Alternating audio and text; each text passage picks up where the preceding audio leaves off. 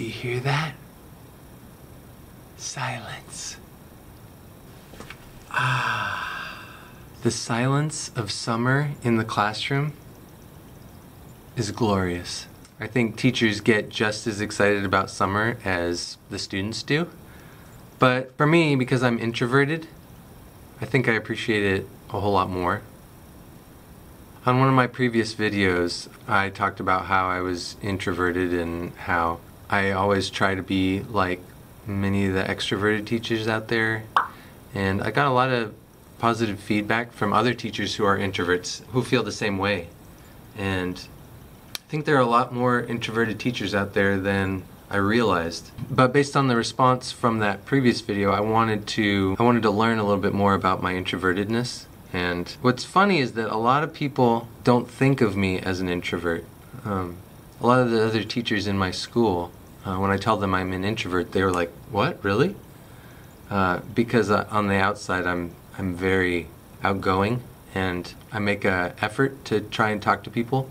But anyway, the purpose of this video is for me to talk to you about this book. One of my friends on YouTube, a fellow teacher, Tom Gibson, he recommended this book for me. It's called Quiet: The Power of Introverts in a World That Can't Stop Talking by Susan Cain. I actually listened to most of it on audiobook, and this is a copy that one of my coworkers let me borrow, so thanks, Sue. She is also an introvert, and funny that I borrowed this book from Susan, and the author's name is Susan too.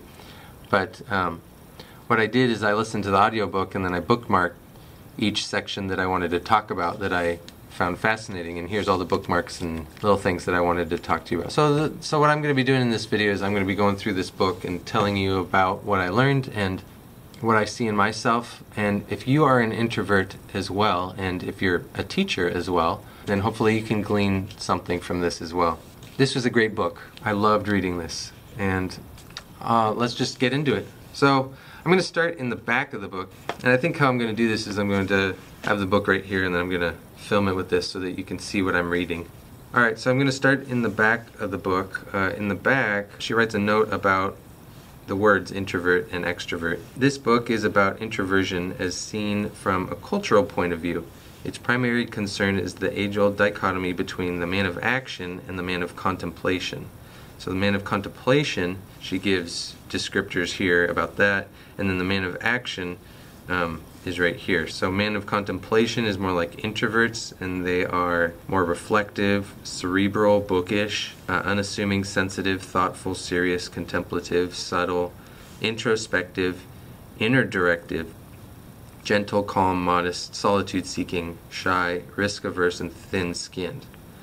But extroverts are more like man of action, who's ebullient, I don't know that word, I'll have to look it up, expansive, sociable, gregarious, excitable, dominant, assertive, active, risk-taking, thick-skinned, outer-directed, light-hearted, bold, and comfortable in the spotlight. These are broad categories, of course, she says. Few individuals identify fully with only one or the other, but most of us recognize these types immediately because they play meaningful roles in our culture. So basically, she has broad definitions for what an introvert is versus an extrovert. I wanted to start with that because as I go through this book, I'm going to be talking about these terms kind of in a broad understanding of the word. I think these general definitions are a good way of looking at it. For me, as I have identified myself as an introvert for over a decade now, the thing that really helped me understand was like where I recharge my batteries. My understanding has always been introverts recharge their batteries, like they relax and they get refreshed and re-energized off by themselves or in solitude. And that was totally true for me. Like whenever I'm in social situations with a lot of people, it's exhausting for me and I get so tired. So time alone after that is really important for me because I need to recharge my batteries. Whereas extroverts are more energized by being with people, and being with people does not drain them as much, and being with people kind of excites them and gets them going, and too much solitude for them is exhausting for them. So it's kind of like the opposite. But as I read this book, there's a whole lot more to it than that, and that's what I want to share with you, what I've learned about that. And I've never pretended to hide my introvertedness. Most people who are surprised at the fact that I'm an introvert are usually the people that just don't know me very well. And there's nothing wrong with that. It's just the more you get to know me, the more you understand that I'm a quiet kind of person who likes, solitude.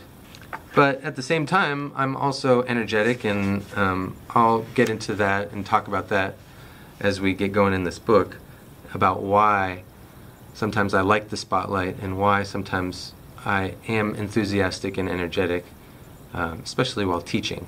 So here's a basic overview of the book. Here's the table of contents. There's the introduction. Part 1 is called The Extrovert Ideal, and it talks a lot about our culture, and especially in the United States, so focused on extroverts being the ideal type of person that a lot of people would prefer to be like. Part 2 is Your Biology, Yourself. So talking more about biology and how introverts and extroverts differ biologically, like nature versus nurture and stuff like that, temperament.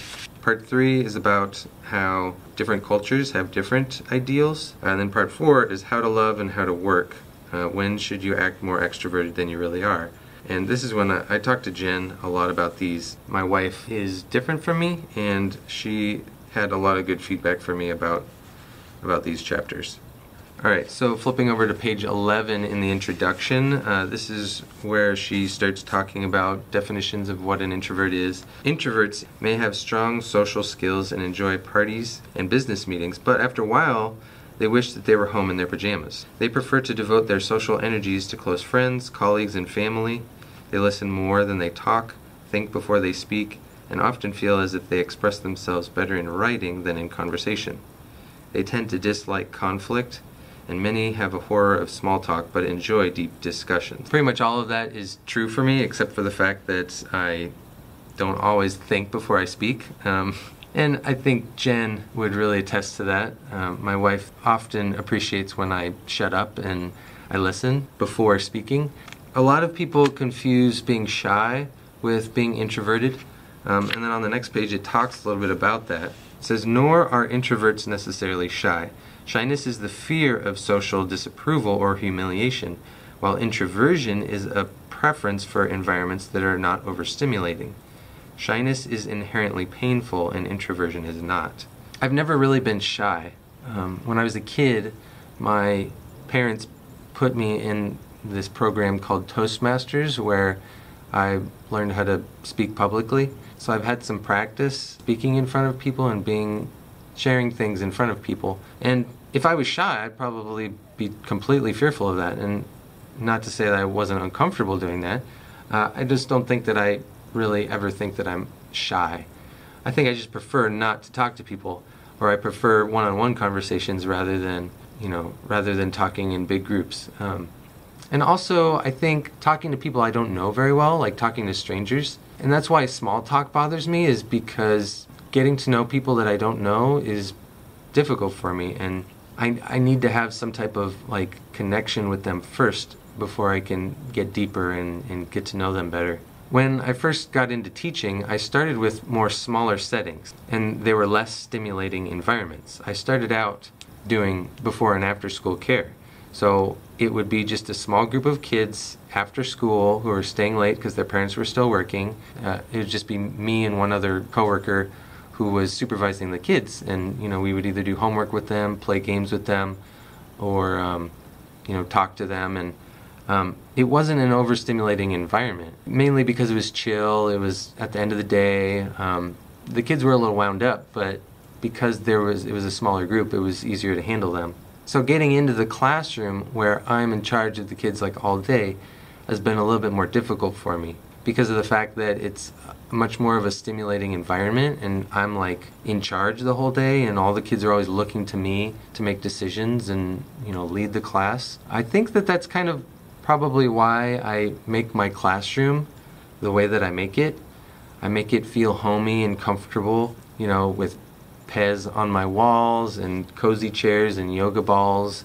I put artwork from my students up on the wall, and so I think because I make my classroom environment a place that I'm comfortable with, that helps me with my overstimulation so that I can kind of calm myself, in between those moments where it can be stressful and overwhelming. Also, in regards to being shy, on page 249, the author writes, "If you want your child to learn these skills, don't let her hear you call her shy. She'll believe the label and experience her nervousness as a fixed trait rather than an emotion she can control. She also knows full well that shy is a negative word in our society. Above all, do not shame her for her shyness." And that's something that I really see in my own son, the fact that he's kind of shy. But I don't want to label him as shy, because even though he doesn't like talking to strangers and he is nervous about saying thank you to people he doesn't know, I try to train him and teach him saying thank you and talking to people that you don't know is okay and good, because it'll help you as an adult. So I teach him and train him, practice with him.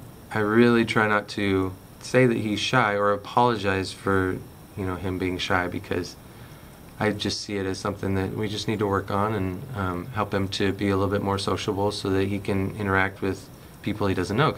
Okay, moving on. So back to the introduction. Also at the beginning of this book, if you don't know if you're introverted or extroverted or where you're at on that spectrum, there's a non-scientific survey to kind of help you figure out where you're at on that continuum. If you're not sure where you fall on the spectrum, you can assess yourself here. I prefer one-on-one conversations to group activities. I prefer to express myself in writing, solitude, blah, blah, blah, blah, blah. So this is a long list, and I'm sure you can find something online that's similar to it. So I'm just going to skip that. On page 15, she says, having said all this, in the introduction, in Quiet, the book, we'll try not to get too hung up on definitions. In Quiet, we'll concern ourselves more with the fruit of that research. So talking about the research that she found in this book that she wrote about, what fruit comes from that? What are things that she learned from that? I really agree with her about the fact that introverts and extroverts are on a spectrum, since everybody is a little different, Some people are much more quiet than other people. Some people are much more in your face than other people. A few weeks ago, before school let out for the summer, I asked my students what they thought I was, because I hadn't told them that I was introverted. I showed them a quick little picture, which you can see right here, about the differences between introverts and extroverts, and this was a little writing activity. They wrote about what they thought they were, and then I also asked them to write what they thought that Mr. Riedl was. A large majority of them thought that I was extroverted. And the other interesting thing is that a lot of them thought that they themselves were extroverts rather than introverts, and I wonder if the extrovert ideal in our country has something to do with that. Like, do they think that it's better to be extroverts than introverts? I don't know. I thought that was interesting. And that's kind of what the author touches on in the first chapter, how extroversion became the cultural ideal of what people wanted to be like.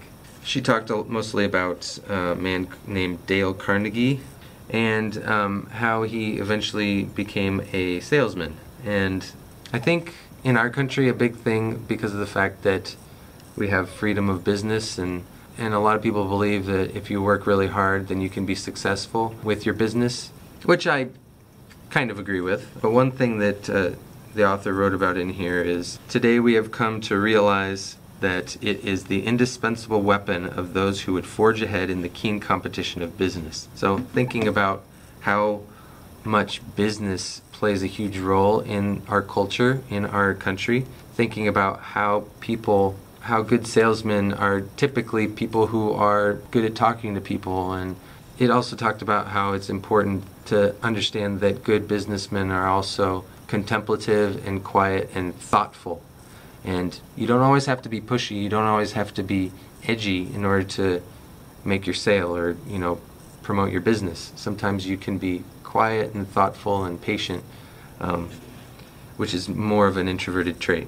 But anyway, I don't want to talk much about that. Chapter 2 talked about the myth of charismatic leadership, and this kind of interested me more because of the fact that I'm in a leadership position as a teacher. And the author went to a Tony Robbins conference. She wrote about how enthusiastic and outgoing Tony Robbins is, and everybody's like on their feet and and jumping up and down and stuff like that. But what I found interesting was the fact that Tony Robbins started with a demonstration about how to greet each other and how to introduce yourself to one another. Tony instructed them to greet each other as if they were inferior to one another. So they would like talk shallow to one another, and they would hesitate. He would like focus on your body movements and like, were you relaxed or were you like tense when you were acting as if you were inferior to one another? And so they would all agree with him with that. And then after that little activity, Tony would instruct them to divide into pairs again, and enthusiastically they were introducing themselves and pumping their partner's hands. When they were finished, the questions repeated. Did that feel better? Yes or no? Yes. Did you use your body differently? Yes or no? Yes. Did you use more muscles in your face? Yes or no? Yes. Did you move straight toward them? Yes or no? Yes. She wrote, this exercise seems designed to show how our physiological state influences our behavior and emotions. But it also suggests that salesmanship governs even the most neutral interactions. It implies that every encounter is a high-stakes game in which we win or lose the other person's favor. It urges us to meet social fear in as extroverted a manner as possible. We must be vibrant and confident. We must not seem hesitant. We must smile so that our interlocutors will smile upon us. Taking these steps will make us feel good, and the better we feel, the better we can sell ourselves. Now, I think it's really important to teach my kids, how to properly shake somebody's hand and introduce yourself and make eye contact and stuff like that. And I greet my students at the beginning of every day with either a handshake or a fist bump or something like that. And I teach my students that that's important, and it is important if you want to have a good first impression with someone, especially for interviews or something. After reading about her interaction at the Tony Robbins conference, it immediately made me think of Ron Clark and how outgoing and enthusiastic and exuberant a teacher he is. And I thought about all the movies that are made out there, because I originally found out about Ron Clark by watching the Ron Clark Story, the movie with Matthew Perry. And then I ended up reading Ron Clark's books and listening to his audiobooks, and just hearing his exuberance and his passion for teaching got me so excited about it. But I was thinking about all the different movies that are made and all the different well-known teachers that are out there, and how most of them, if not all of them, are extroverted. At least from what I can tell, they're very outgoing, right? So from what it seems to me, most of the movies and books that I've read and seen about successful teachers is that they are all outgoing and extroverted. And honestly, I can't really think of very many movies of successful teachers where the teacher is actually introverted. So obviously there's one movie. I just recently watched Mr. Holland's Opus with Jen, and Jen and I both love that movie, and I would probably say that Mr. Holland would be introverted. But at the same time, how much do you want to be like Mr. Holland? I mean, he's a great teacher, but at the beginning of the movie, he did not want to go into teaching, and by the end, he loved it, and everybody gave him so much credit for changing their lives. But at the beginning of the movie, he was not a good teacher. All the successful teachers that you really want to be like, a lot of them are outgoing and extroverted. And I think it kind of warps our idea of what a teacher is supposed to be like if we have this extrovert ideal for what we see as a successful teacher. So this is kind of like me telling myself that I don't have to be like those teachers. I can be myself, and I can be introverted, and that's okay. So this is kind of like a video to myself, really. Moving on. This video is gonna take forever if I keep talking so much. On page 56, this is still that same chapter. And this was a section in the chapter about a professor named Adam Grant, who has spent considerable time consulting with Fortune 500 executives and military leaders, from Google to the U.S. Army and the Navy. Grant did some research, and it says here, Grant had a theory about which kinds of circumstances would call for introverted leadership. His hypothesis was that extroverted leaders enhance group performance when employees are passive, but that introverted leaders are more effective with proactive employees. So there were two studies that this guy did. So the first study that Grant did was he looked at data from the 5 biggest pizza chains in the United States. They looked at profits from the stores that were managed by extroverts versus introverts. The profits were 16% higher from the stores that were managed by extroverts. But that was only when the employees were more passive. And introverted leaders had the exact opposite results. When the introverted managers had employees who were more active and they tried to improve work procedures, their stores outperformed those led by extroverts by more than 14%. In a second study, Grant's team divided 163 college students into competing teams. They were charged with trying to fold t-shirts, as many t-shirts as they could fold in 10 minutes.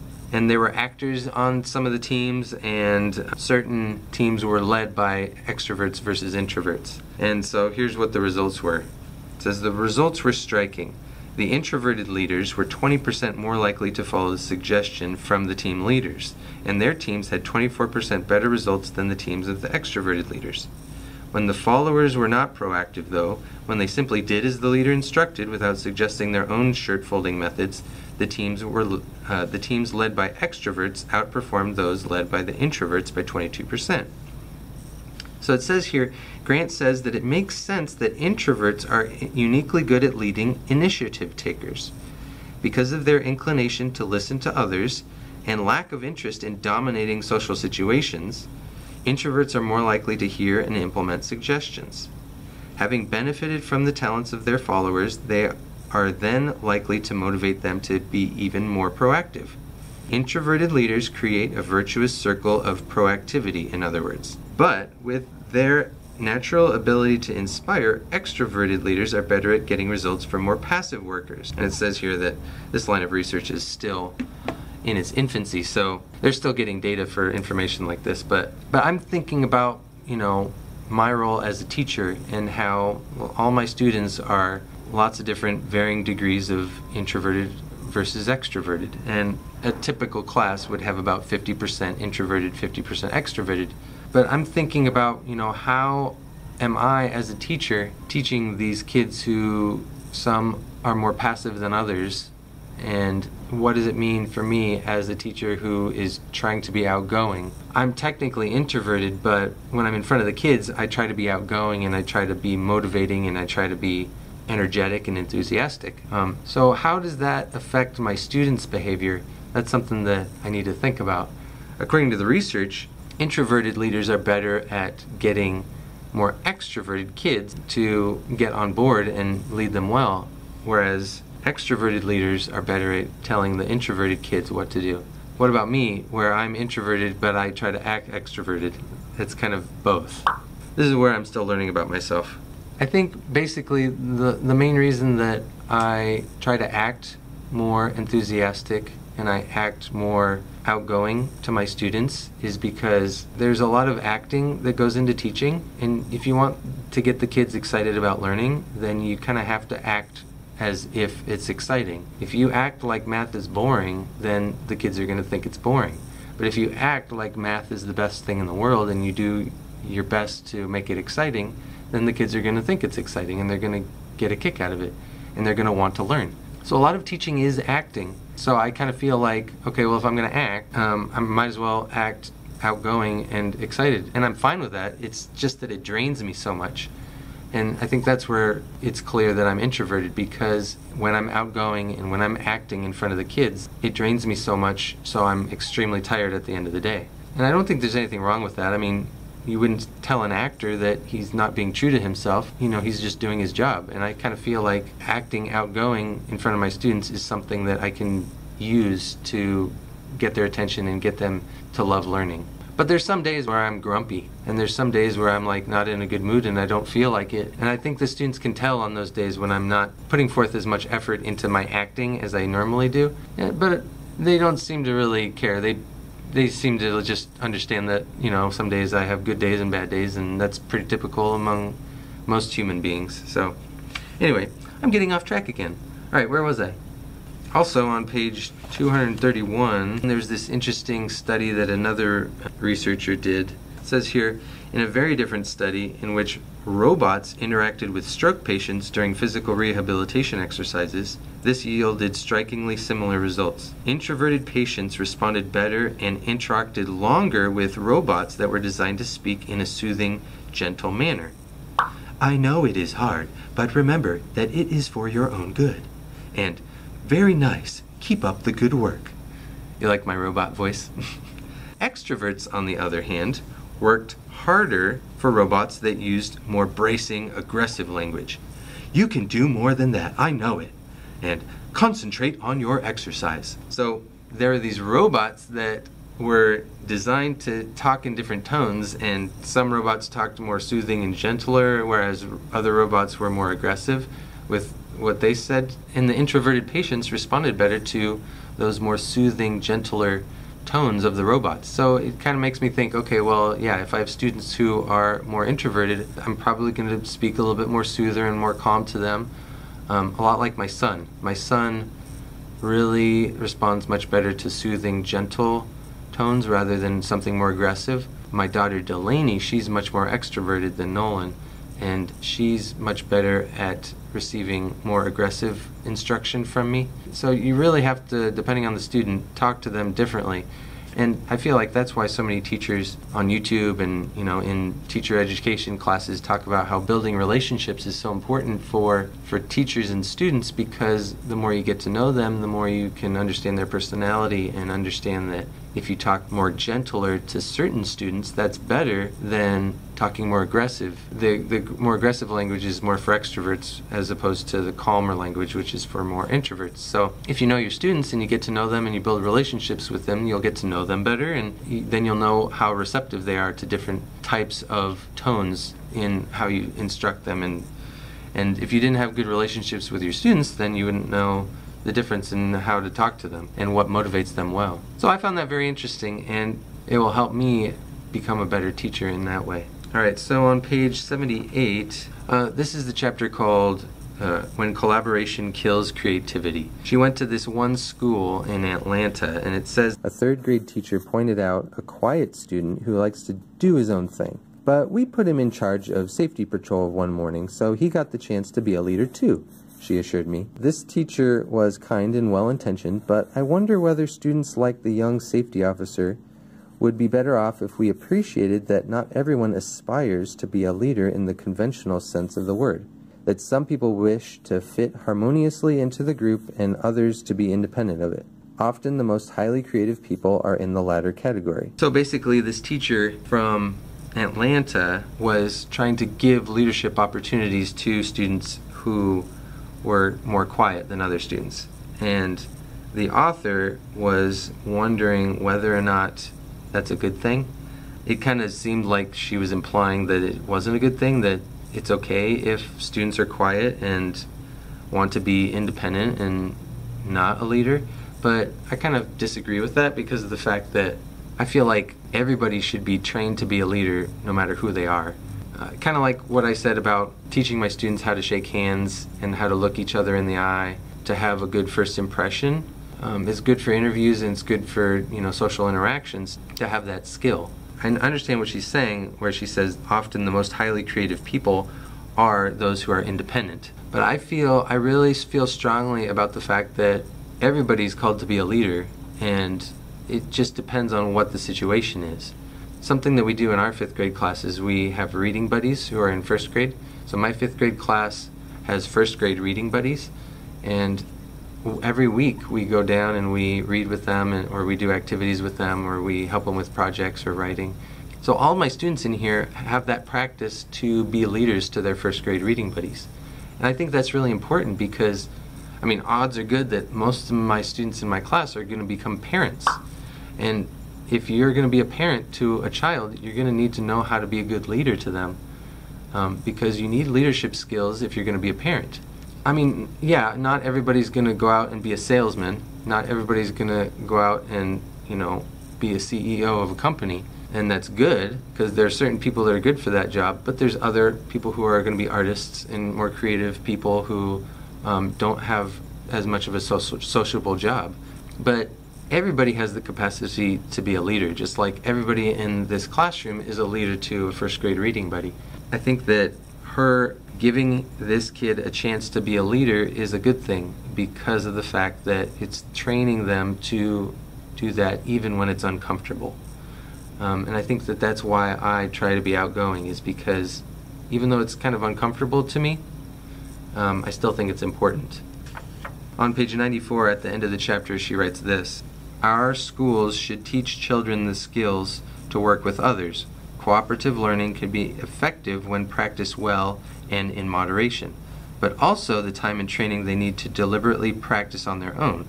It's also vital to recognize that many people, especially introverts, like Steve Wozniak," she talked about Steve earlier in that chapter, "need extra quiet and privacy in order to do their best work." I think that that's really important, and that's why I really love flexible seating, is because in my class, the flexible seating allows them to work in community if they prefer to work with others cooperatively. But also, if they don't feel like working with others, they can choose a different spot. If they want to be more by themselves, if they want to choose a table that is has more solitude, then they have those choices. So I really feel like that's important. And some parts of my day as a teacher, I understand that some students prefer to work in the hall. So if they're responsible enough, then I will allow them to work in the hall by themselves where it's quieter. There are also times during the day when I require them to work in groups because I think that cooperative group learning is important. So I make them do that, and it's like a requirement for that certain assignment or that lesson. Whereas other times during the day or other subjects, I might require them to work independently. And I expect it to be silent in the classroom, and I expect them to work on their own and not with each other. So it really depends on the subject matter, the lesson, or the time of day, or the student. And knowing them will help me be a better teacher to them, to push them to get outside of their comfort zone sometimes, and other times I know it's important for them to be in their comfort zone so that they can learn well in different situations. All right, so moving on to part 2, which talks about more biology and temperament and nature versus nurture. And for me, thinking about how I am naturally as an introverted person, I become overstimulated quickly. So if it's really too loud in the classroom or too busy, especially with flexible seating, like it's hard for me because if they're working in groups, sometimes the noise level gets loud and I'm like, whoa, whoa, whoa, whoa, guys, calm down, quiet down, too loud. My arousal level of what is too much for my stimulating environment, it can be high or low depending on the time of day and depending on what I can handle at that particular time. And she talks about that in this chapter, about how arousal levels can really affect you depending on if you're introverted or not. On page 136, she talks about people who are highly sensitive, and I kind of feel like that's me because my arousal level threshold is a little bit lower than other people's. The highly sensitive people tend to dislike small talk. They often describe themselves as creative or intuitive. They love music, nature, art, physical beauty. They feel exceptionally strong emotions, sometimes acute bouts of joy, but also sorrow, melancholy, and fear. Highly sensitive people also process information about their environments, both physical and emotional, usually deeply. They tend to notice subtleties that others miss, another person's shift in mood, say, or a light bulb burning a touch too brightly. I think that's totally true with me. Like, I feel like I'm really moody. Like, sometimes I am really excited or happy, lots of joy, but other times I'm really sorrow or melancholy. So those strong emotions are definitely present in me. I can see that in myself. The other thing is that I really dislike small talk. I really like getting deep with people. I think that's a common thing among introverted people. So something that I tend to do is I tend to, if I'm meeting new people, because being a teacher is a very social job, especially with parents, I tend to like kind of skip the small talk. I hate talking about weather and stuff like that. I try to get deep with people, and the way that I do that is I try and think about connections that I have with the people that I'm talking to, and I try and probe deeper. I know that small talk is important when meeting new people, and I do that, but I think what kind of helps me get through that is trying to challenge myself to think of the deeper questions to ask them if I have the time to go deeper with them. And also, I process information very deeply, and I notice things very acutely, like that are happening in the classroom. I feel like I've always been a very observant person, not only in myself but in others. Also, highly sensitive people, because they process information deeply, I think I do that and I tend to take certain things personally. Like, for example, what happens a lot is I have students who are like whispering to their friends, and they're probably just whispering something about that happened out at recess. But sometimes I take that personally, and I think that they're whispering about me, like maybe I'm doing something wrong as a teacher, or maybe I have my fly down, or but more often than not, it's not about me, it's about something else. And that's really hard for me to not take it personally, and that's something I'm learning and growing as a teacher is if I'm highly sensitive about what's going on in the classroom, I have to try and choose my battles and pick, okay, what am I going to try and figure out what they're whispering about? Like, is it really affecting the whole class in general? Maybe I should just talk to them at another time. That's something that I'm really learning and growing as myself, is to not take things so personally.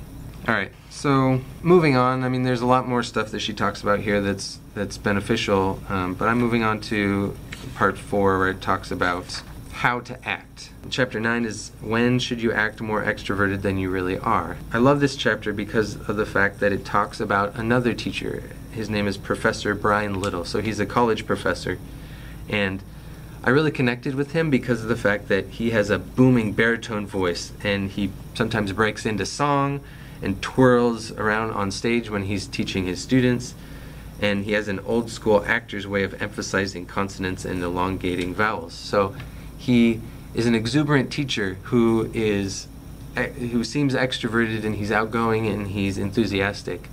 However, as you keep reading in this chapter, you find out that he's actually very introverted, and he needs breaks after he has these teaching sessions, and after he does conferences, he needs time to wind down. The author says that he prefers one-on-one conversations when he is socializing, just like me, just like I do. And the author poses these questions to the reader after introducing Brian Riedl and talking about him. She says, if you're an introvert in corporate America, should you try to save your true self for quiet weekends and spend your weekdays striving to get out there, mix, speak more often, and connect with your team and others, deploying all the energy and personality that you can muster? Can people fine-tune their own personalities this way? So she's posing this question, like, can people who are really introverted be outgoing and extroverted, like without breaking down and without growing crazy, because they're trying to be someone that they're not?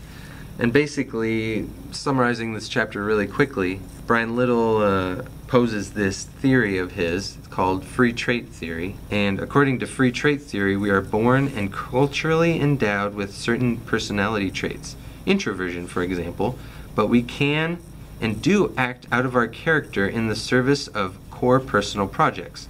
Or in other words, introverts are capable of acting like extroverts for the sake of work that they consider important, people that they love, or anything that they value highly. So basically, I feel like this is talking about me because I'm introverted, and because naturally I prefer one-on-one interactions socially, and because I get so exhausted at the end of the day of teaching. I feel like I act extroverted. It's because of the fact that I consider that this work is really important. I feel like teaching is so important to prepare my students for the real world, so I act in a way that I believe will get them ready for that. And another thing, free trait theory seems to run counter to a cherished piece of our cultural heritage. Shakespeare's often quoted advice, "To thine own self be true," runs deep in our philosophical DNA. Many of us are uncomfortable with the idea of taking on false persona for any length of time. And if we act out of character by convincing ourselves that our pseudo-self is real, we can eventually burn out without even knowing why. Yes, we are only pretending to be extroverts, and yes, such inauthenticity can be morally ambiguous, not to mention exhausting, that's for sure. But if it's in the service of love or a professional calling, then we are doing just as Shakespeare advised. So to thine own self be true runs true because of the fact that I value teaching so much that I'm going to be outgoing for my students, and I feel so strongly about the fact that I want to get these kids excited about learning, and being outgoing and excited and enthusiastic is the best way that I know how to get them motivated about it. That's something that I care deeply about, and I feel like that works well for me as a teacher. However, later on in the chapter it talks about how, on page 222, it talks about how Professor Riedl started to burn out, not only mentally but physically. And he loved his students, he loved his field that he taught in, he loved it all until the day that he ended up in the doctor's office with a case of double pneumonia that he'd been too busy to notice. The author says, double pneumonia in an overscheduled life can happen to anyone, of course, but for Brian Riedl it was the result of acting out of character for too long and without enough breaks and restoration. So I think that that's something that I'm catching early on, and I'm realizing that I really need to take time for myself in order to recharge my batteries after a long day that's so exhausting. Now, I know that I'm not going to be Ron Clark, and I know I'm not going to be those teachers who are very extroverted, and I have to balance myself accordingly. But no matter what, I know that because I am a highly sensitive person, I am going to be exhausted at the end of the day no matter how I teach, because just that overstimulation of all this stuff going on and me leading it is exhausting for me. So just this job of teaching, even though I feel like I'm pretty good at it, it's exhausting. And that leads to the next chapter. How I interact with my wife when I get home is a big deal with this, because if I was single, I could have all evening to relax and recover from that and re-energize myself for the next day of teaching. But in this season of my life, I have 3 kids, and this past year I actually had 4 kids because I had a foster kid too. It was so exhausting when I would come home to have all this overstimulating stuff going on at home too. When I first went to school to get my master's in teaching, I had 0 kids. My first full year of teaching, I had 1 kid, and now I have a lot more. So, wow, this season of my life with teaching is very different from when I started. So, who I am as a teacher really has to evolve based on my home life. As an introverted teacher, I have to really realize my priorities, and I have to know how that's going to affect my personal life. So what I did is I talked to Jen about this. I summarized these chapters for her, and especially this chapter. Chapter 10 is about the communication gap between introverts and extroverts. Jen's kind of middle of the road. She kind of leans extroverted, but she's pretty much in the middle. She has introverted tendencies too. But it says here on page 228, it can be hard for extroverts to understand how badly introverts need to recharge at the end of a busy day. We all emphasize with a sleep-deprived mate who comes home from work too tired to talk, but it's harder to grasp that social overstimulation can be just as exhausting. It's also hard for introverts to understand just how hurtful their silence can be. I interviewed a woman named Sarah, blah, blah, blah. Okay, so she talked about a couple named Bob and Sarah, and Bob was introverted and Sarah was extroverted, and he came home, and after a really long day of overstimulation with his job, he pretty much just checked out. And Sarah kind of took this personally, and they just realized that they needed to understand that he was introverted and she was extroverted, and this was really hard for her. She didn't want him to work a really social job because she wanted him to invest in her as a priority, with his attention and his love. But after a long day at work, he was pretty much checked out because he needed to recharge. And when I talked to Jen about that, she was like, yes, that's the problem. You shouldn't be a teacher anymore because of the fact that, it overstimulates you. And then coming home to be with us, oftentimes she gets frustrated with me because sometimes I'm just checked out because of my long day, which was exhausting. But right now, I feel like what I'm doing to change my priorities, it's not only because I'm a perfectionist, that's kind of twice as bad. You can look right here for the video that I did about being a perfectionist, which doesn't help the situation, but also me being an introvert means that I need to recharge at the end of the day. So if I come home and I have 3 kids that want to jump on me and wrestle with me and want my attention, that's just so extremely exhausting and overstimulating for me.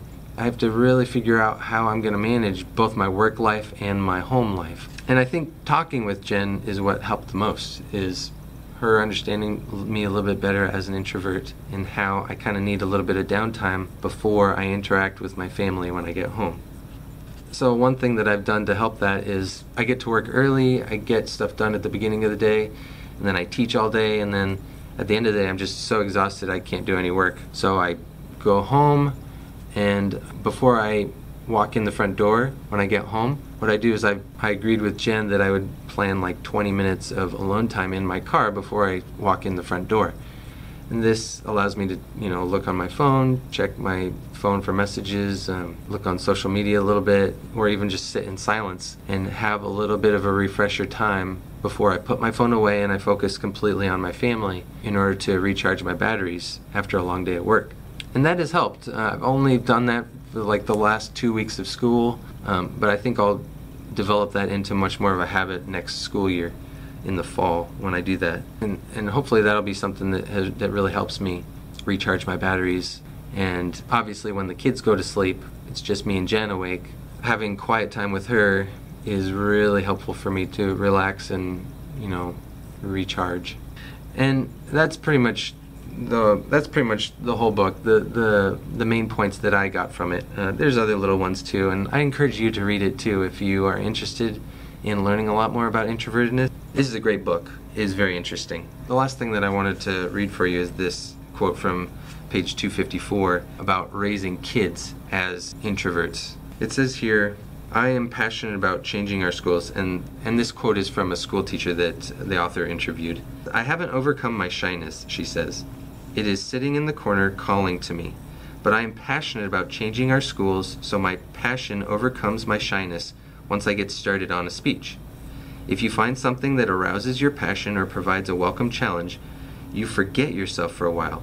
It's like an emotional vacation." And the reason that I love that quote is because of the fact that this is a teacher who is introverted.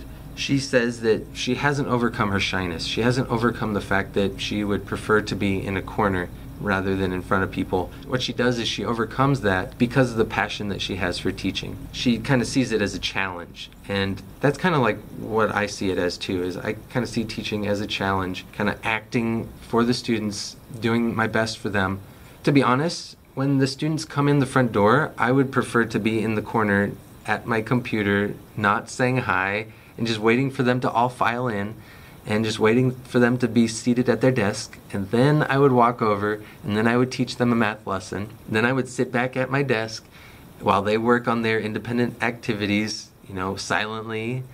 I mean, that would be the perfect classroom for me, where I would only get up and be speaking publicly, when I feel like it. Social gatherings, class parties, stuff like that, I really would rather be somewhere else. Because I'm not a social person. I force myself to be social because I know that it's good for my students and because I want to be a good model for them and because I think it's important. I really love teaching and I'm passionate about it even though it's hard for me. And I think that's what I learned most from this book is the fact that as an introvert, I can figure out how to be myself and how to prioritize time for myself when it's appropriate. But at the same time, I can be motivating and outgoing and enthusiastic for my students when I need to be. Because I'm highly sensitive and because I can understand certain situations, the students need a leader. And I feel like because I know how to be that leader, even though it's hard for me, I feel like that's what makes me a good teacher. It's hard for me to be positive about this because there's lots of flaws that I see in myself, and I know that I'm not a perfect teacher, but I feel like I'm good at what I do because of the fact that I see what's important for my kids, what's important for them to learn, and when it's appropriate for me to lead them. And I'm constantly growing. Because I'm constantly growing as a teacher and I'm growing knowing myself and understanding better who I am as a person, that's what makes a good teacher, is someone who's constantly learning and has a love for learning. And I think it's important for me to tell myself that, Like I said at the beginning of the video, this video is more for me, to encourage myself as someone who's introverted to be the kind of teacher that I would want from someone if I was a student. Does that make sense? A good teacher doesn't just sit at their desk and expect the students to learn anything. A good teacher is at the door, greeting them, shaking their hands, making eye contact, asking them about how they're doing, forming relationships with them. A good teacher is getting to know their students, getting to know them personally, developing those relationships. It's just exhausting. And I think talking about it really helps. It was really good for me to talk to Jen about it so that I know that my marriage is still solid and my relationships with my kids at home is not going to deteriorate because I'm going to make it a priority that I go home to them and I give them the attention that they need, but also that I don't burn out as a person. I don't want to overcommit myself, and so I have to make time for myself and make sure that I don't burn out like Brian Little did in this book. Having self-care for myself, knowing that I'm like that, is good. I think I'm just in a tough season of my life where I have young kids at home who need a lot of attention, and I have students at school that need a lot of attention, and it's just exhausting, with both my personal life and my work life. I think just enduring and doing my best is, all I can do. And this book really helped me understand that. Thanks for watching. I really appreciate you listening if you're this far into the video, and please feel free to leave a comment below if you are introverted too, or if you know other teachers that are introverted. What are things that you do to rejuvenate yourself? How do you deal with it? I'd be really interested to hear what you guys do in order to survive. And, not just survive, but thrive in a way that is beneficial for you and the students. So let me know. Thanks again for watching, and I'll talk to you guys later.